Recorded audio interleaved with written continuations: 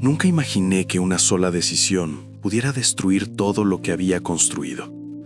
Mucho menos pensé que sería yo misma quien encendería la mecha que terminó volviendo mi vida cenizas. Mi nombre es Inés.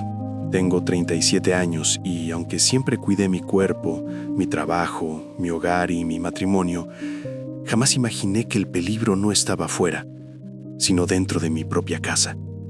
Durante años me repetí que estaba a salvo porque hacía todo como debía, porque cumplía, porque no rompía reglas, porque creía en el orden. Hoy sé que la traición no siempre entra pateando la puerta. A veces entra sonriendo, pidiendo permiso, y se queda. Mi esposo, Johnny, y yo teníamos 5 años de casados y un hijo de casi 3. Siempre me enorgullecí de ser una mujer fiel, religiosa, dedicada. Yo era de esas mujeres que juzgan en silencio a otras cuando escuchan historias de infidelidad. Pensaba que a mí jamás me pasaría, no porque fuera especial, sino porque creía que el amor, cuando se cuida, es suficiente. Vivía convencida de que jamás traicionaría mis principios. Nunca pensé que yo pudiera fallar, pero fallé, y lo pagué con intereses. Francisco era nuestro compadre, un amigo de mi esposo desde antes de que yo apareciera en sus vidas.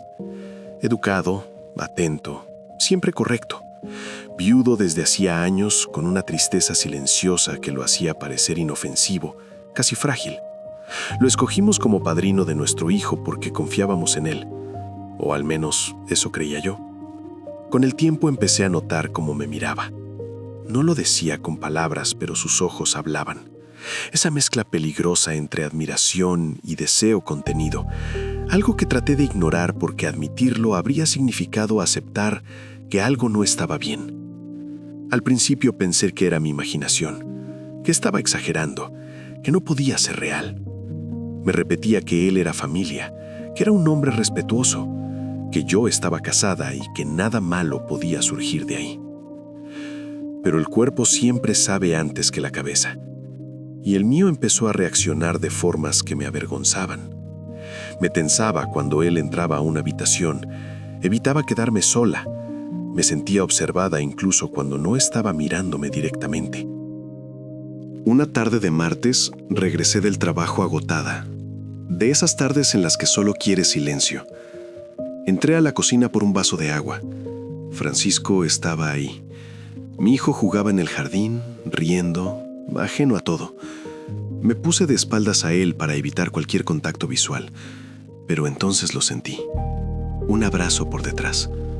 No fue brusco, fue lento, invasivo. Sus manos temblaban. Inés, susurró cerca de mi oído. No tienes idea de cuánto he querido este momento. Quise decirle que se detuviera, quise moverme, quise gritar, pero el cuerpo me traicionó primero. Cuando me di vuelta, él me besó. No fue un beso robado ni torpe, fue decidido, profundo, cargado de algo que llevaba tiempo creciendo. Aquel día no pasó todo, pero fue suficiente para abrir una puerta que nunca debía abrir. Desde ese momento nada volvió a ser igual. Cada encuentro posterior estaba cargado de tensión, silencios largos, miradas que duraban más de lo debido. Y yo, en lugar de cortar de raíz, empecé a justificar, a minimizar, a convencerme de que podía controlar la situación. Me decía que era fuerte, que era adulta, que nada se saldría de control. Qué ingenua fui. Y entonces llegó esa noche. Habían ascendido a mi esposo en su trabajo y salimos a celebrar. Johnny bebió más de la cuenta. Estaba feliz, orgulloso, relajado. Francisco nos ayudó a llevarlo a casa. Entre los dos cargamos a mi marido hasta la cama. Johnny cayó rendido al instante. La casa quedó en silencio. Un silencio espeso. Francisco y yo nos miramos, y ese segundo lo cambió todo. No hablamos, no hubo planes ni palabras, solo un acercamiento inevitable. No quiero entrar en detalles.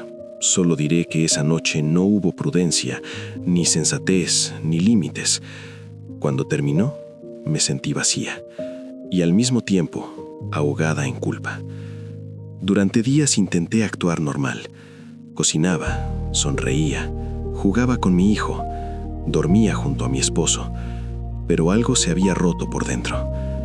Semanas después, empecé a sentirme mal. Náuseas, mareos, un cansancio que no se iba. Una tarde me desmayé y Johnny me llevó de urgencia a la clínica. Recuerdo el silencio del médico antes de hablar. Señora Inés, está embarazada. Sentí que el suelo desaparecía bajo mis pies. Mi esposo no dijo nada en ese momento. Me sostuvo la mano, en shock, tratando de entender. Pero al llegar a casa, lo dijo todo. Su mano cruzó mi rostro con una violencia que jamás había visto en él. Me gritó, me exigió la verdad, me preguntó de quién era ese hijo. Y yo mentí. Mentí con la desesperación de alguien que ya sabe que todo está perdido. Hasta que él me dio la estocada final, con una voz que no olvidaré jamás. Es imposible que sea mío. Me hice la vasectomía hace 2 años. Ahí se acabó todo. La empleada, aquella que había visto algo que jamás debió ver, terminó contando lo que sabía. Y cuando ya no me quedaron excusas, confesé. Ese día perdí absolutamente todo. Johnny pidió el divorcio. Me quitó la casa, mis pertenencias, mi cuenta, mi estabilidad.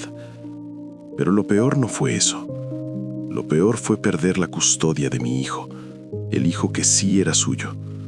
Sentí que me arrancaban el corazón sin anestesia.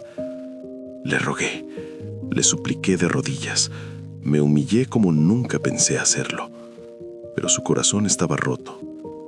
Debiste pensarlo antes de traicionarnos, me dijo. A Francisco tampoco lo volví a ver. Supe después que Johnny lo había amenazado de muerte. Él tomó a sus hijos y desapareció.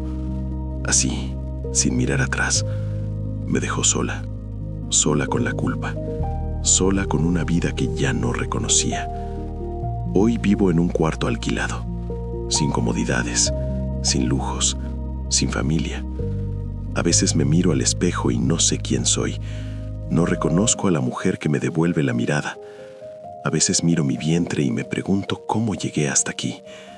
Cómo una serie de decisiones pequeñas terminó destruyendo todo lo que era importante para mí. Hubo noches en las que pensé no seguir, en las que sentí que no merecía nada bueno, que había arruinado no solo mi matrimonio, sino el futuro de todos los que me rodeaban. La culpa pesa más cuando no puedes compartirla, cuando te conviertes en la villana de tu propia historia.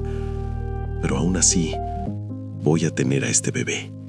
No por él, no por Johnny, sino por mí. Porque este hijo no tiene la culpa de mis errores. Porque no quiero que mi historia termine en vergüenza y silencio. La infidelidad no solo rompe matrimonios, rompe destinos, rompe familias, rompe a una misma.